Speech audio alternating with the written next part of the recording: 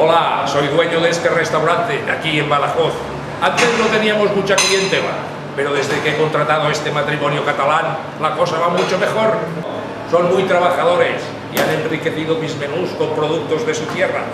Las monchetas con putifarra, el pan con tumaca y ese licor que hace digerir el aromas de Montserrat.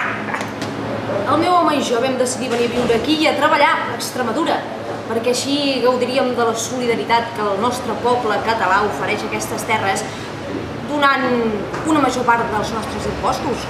I així, aquí vivim millor que a Catalunya. Per què?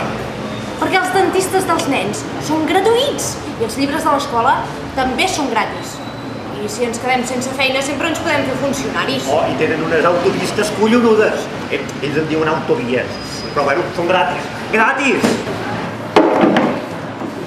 Pero juntos hacemos un gran equipo. Coño, catalanes, no los entiendo nunca cuando hablan.